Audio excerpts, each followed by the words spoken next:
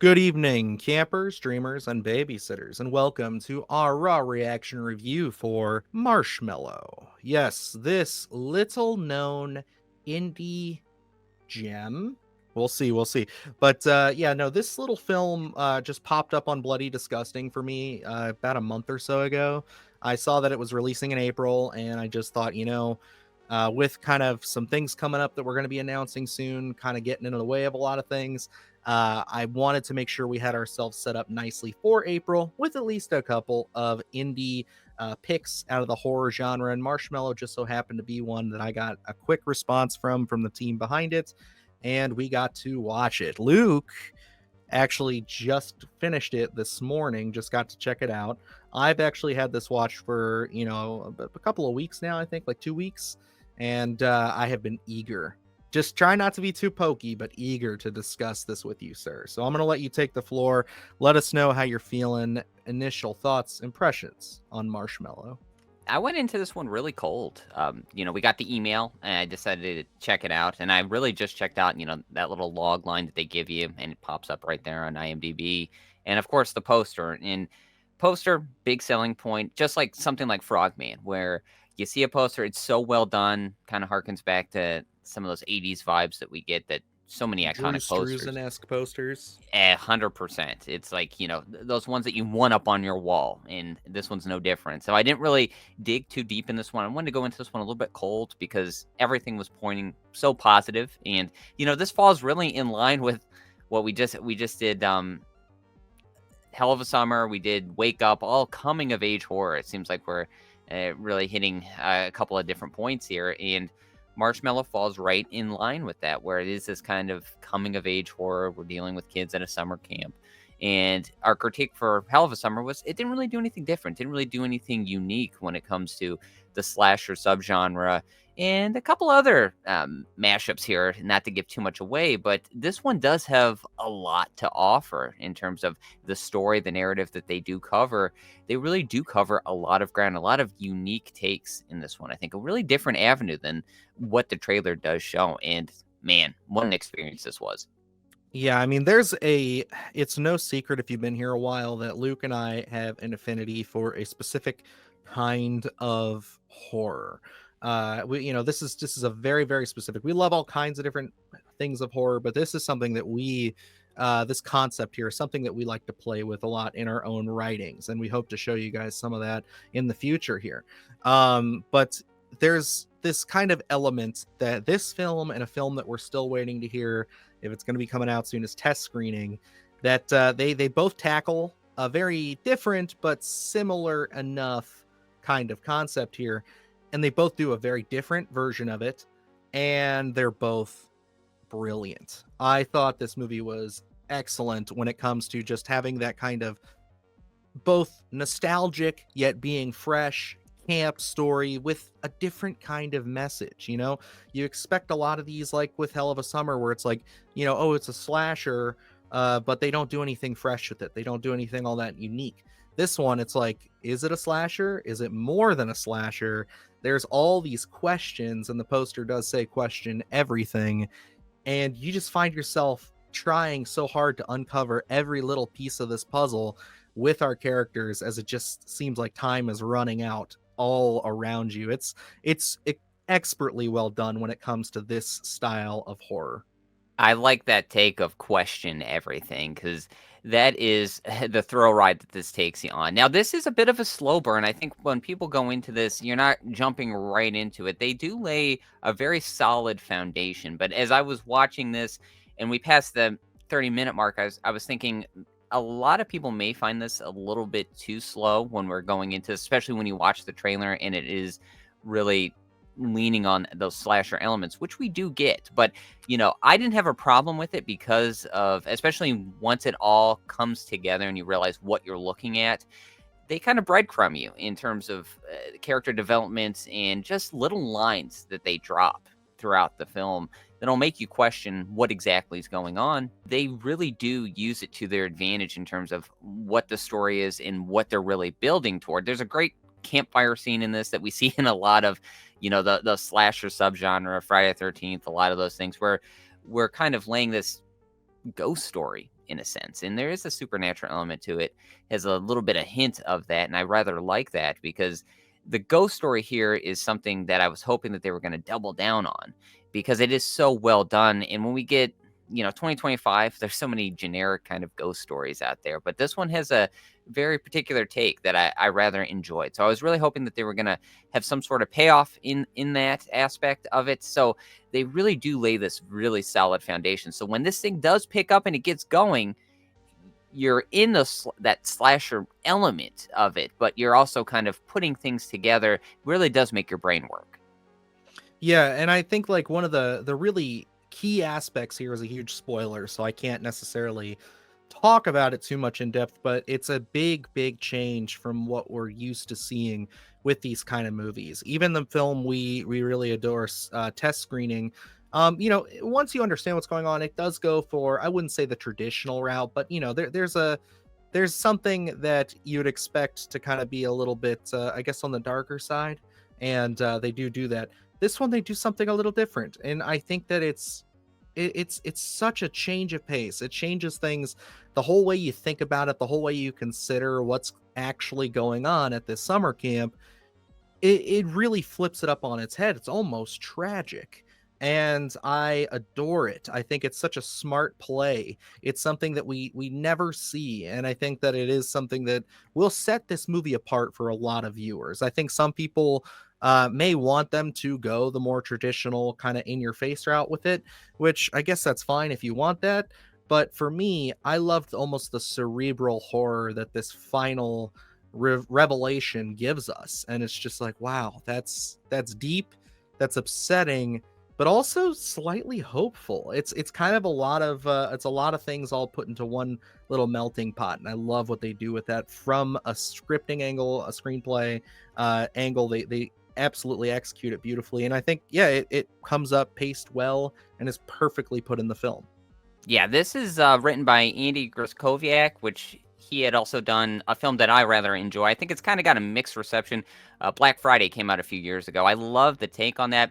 And, the way that they kind of meld that monster movie in there with this Black Friday holiday and how they make that kind of more of a unique, creative, interesting story. I think that we don't necessarily get a lot. And it is smaller filmmaking. And same thing here with Marshmallow, where there is a interesting message here where we kind of meld this in with a great atmosphere, I think, as well. It almost feels like a longer episode of 90s Goosebumps, and in the avenues that we take this down and kind of how we find ourselves at the very end of this film. And I really kind of, it tugged on my heartstrings. I say that a lot, but this one really has that DNA of a lot of great 90s stuff that I enjoyed, and even into the 80s. They really had a great handle on what message they wanted to provide here. And it is a different take than what we see in just the normal slasher subgenre. And, we're going to go down that avenue because that's what they lean on more so in the trailer. And when we looked at Hell of a Summer, one of my critiques in that film was the design of our slasher. It wasn't really anything unique. It just seemed like they had picked out a mask from a costume shop and threw it on our killer. This one, I love the design. You do see it in the trailer. There's a great shot in here that I marked in my notes. I did watch the trailer after I'd seen the film, but the shot that I love is actually in the trailer as well, where we have our killer out there in the woods, and they using their device, their weapon of choice, and it's lit up as well as this kind of light on the head of our slasher as well. And it's a perfect silhouette. It's got a great atmosphere to it. It was really terrifying, so well done. There's so many great shots in here. It's kind of got a softness to it, I think, when we see it through the lens, and again has that 90s feel to it. So I absolutely love that aspect of it. They really did take advantage of what we do love about a lot of other slashers, and really did catapult it here in Marshmallow in 2025, but also put that unique spin in terms of storytelling. So this has a lot going for it. It does. And I really hope that people will seek this one out and go check it out and support it, because this is as indie gets, folks. When it comes to this film, like, there's hardly any marketing behind this, any push. Really, it's been just the, couple of horror aggregates that I see on Blue Sky and on, Instagram have picked this up. But for the most part, this is going to probably live and die based on us deep rooted horror fans finding this film and supporting it. So I will say that up front. I know that kind of probably gives away where I'm leaning towards my rating here, but before we get too deep into that, I did want to just touch on a couple of the cast members here who I thought did an excellent job. I mean, it's mostly a child centric cast. So, with that, you're going to have drawbacks. You're going to have things that some actors are going to be better than others. For that, though, I will say out of the adult cast, of the older people, Paul Soder as Collins, the kind of lead camp counselor. You'll know him from Super Troopers. He's excellent in this. Again, we talked before this. His final few moments in the film are some of my favorite parts of it. It's just the way they handle the situation they're in and how they tackle it. There brings so much humanity to it, and you reflect on the things that you could have seen earlier on being kind of taken in, again, a more sinister, darker way, involving all of our characters, including this counselor. But then the ending completely reframes everything again and shows you what's really going on. And it's like his performance, I think, works masterfully. I'm excited to see it again with all the context that I know, because he is one of those characters where he plays it so well, where it's like, on one hand, he's a nice guy. On the other hand, is there something darker going on here? Is there something more sinister? And it's just, they play back and forth with it so well. And he absolutely crushed it. I'd love to see him play a little bit more in a horror. I did also, of course, want to mention Hugh Lawrence, who plays Morgan. He's kind of our main character. Did an excellent job here for a child actor. He's got a lot on his shoulders as far as just like kind of the emotional beats. He did a really great job there. But Max Malice as Dirk, hilarious. Love this kid. Absolutely adored his energy. His kind of like talking straight to it. There's a big scene with him involving, kind of how do I describe this, Luke? Kind of like a I guess the Office scene is what I'll say, and then we'll just leave it at that. Love it. I think it's good writing. It's smart writing. It's fun. Absolutely. When you're dealing with kid-centric cast, you have to really know your audience and what to expect out of those performances. Sometimes you get some amazing performances, but a lot of times it's more of a mixed bag. So I think when it comes down to the writing here and what we're asking for from the child cast, it's right on point. I think, some of the performances get a little iffy, but it's nothing where we're asking for a ton of range, where there's a lot of fun line deliveries in this. Actually, in my notes, I put Dirk is the fucking man. I love this kid. There were so many great lines from him. The way he does carry a lot of the scenes on the money.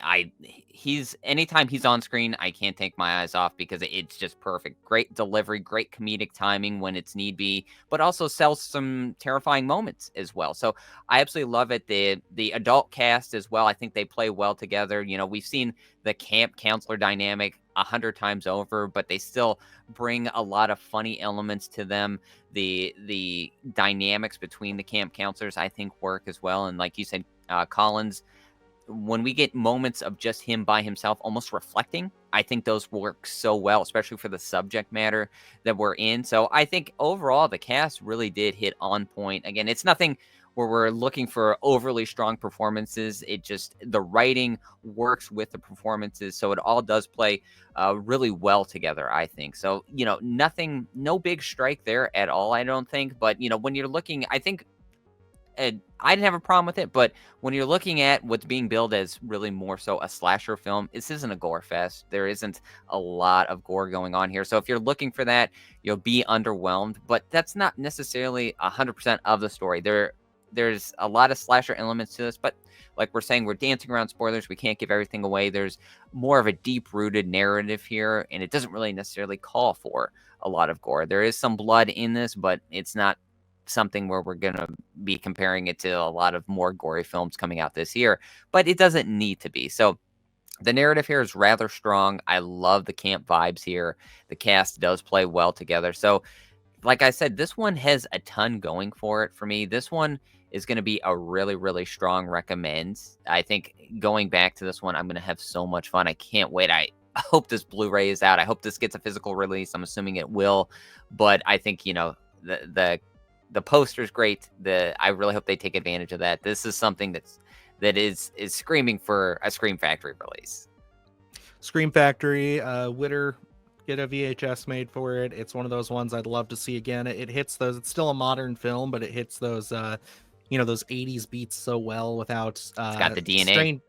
without Stranger Thingsing it. You know what I mean? Like that's kind of our baseline for going a little too much. But This is real I summer of '84. It felt like, Yes, exactly. Like that's the if you need to know where we sit on 80ifying things, making things very 80s, Summer of 84 is on the good side, Stranger Things is on the lower side. Not saying Stranger Things is bad, just they got really do tiresome. the hyper 80s. Yes, and this is much more subtle, much more fun. But man, uh I struggled with this. I didn't know where I was going to sit with it.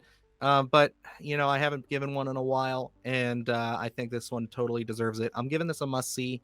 I think this is certainly one of the bigger surprises for me out of the year. It's one of those kind of, again, when you're looking for horror stuff to cover, when you want to know like what are the little tiny gems, this is going to be one of those ones. I'm very, very happy again to be doing this channel, to be doing movies and talking about it, because I don't know if I would have ever seen this had we not been doing it or had seeked it out. So this is one, again, guys, I love it. I think it's a lot of fun. Again, not very gory, but it's not there. It's really about the story and kind of what these kids are going through. I would say this is a little bit more adult than like a Goosebumps, but it could fall in line with like a Goosebumps story if you look at it. It's got a lot of those buttons that it hits, and I really enjoyed it. I think this would be a great gateway horror film for a lot of younger viewers, like especially the ones who are maybe getting closer to that 9-10 range. Like show them this, and it has the horror, it has the scares, but it does everything without having to shove it all in your face. So I like it a lot. This is a film that I think was made for kids who grew up in the '90s being adults now, so they can Mhm. have that Goosebumps DNA, but also have a deeper rooted narrative, which you absolutely get with this story. So, yeah, this one has so much going for it. You have to go out and support this one. I'm hoping there's some sort of merch coming out for this. I would love a T-shirt just to be able to wear that, because this one absolutely deserves it. This one, I mean, we have to support the creatives. This has that unique voice. It covers some unique ground that we don't see often, and really does tap into a lot of the DNA that we love from the '80s with a couple different subgenres, and it melds them so perfectly. So if this one is playing in a theater near you, I believe this is a limited theatrical release, it's well worth your money. If it's not, you have to get this on VOD. This is one that you have to check out this year. Absolutely. Yeah, like I said, definitely uh go see this if it's playing near you. If you could get in like a drive-in, that'd be amazing. Like Oh that'd my be a gosh. great place to show this. Perfect But viewing. yeah, just a little theater. Go out and see it if you can, find it. I know it's going to be extremely limited, but yeah, once it hits VOD, get it. Take a risk on it. I think a lot more of you will enjoy it than hate it. So yeah, that's everything we're going to say about Marshmallow. I'll definitely do my best to see if we can get maybe the writer director on the show at some point to discuss it with them. And yeah, I think that this is just another one of those, like we said, with test screening, which we'll hopefully get more info on soon. um it's something special, it's something exciting, and I think it's going to hit a lot of notes for a lot of horror fans. So definitely check out Marshmallow. Let us know down below what you think, and if you are going to see this, or if this was even on your radar before finding the video. And if you've already seen it, let's be nice about spoilers, put some warnings up, but go ahead, talk about it. I want to know what your thoughts are. I want to know how you felt about some of the twists and turns this film takes.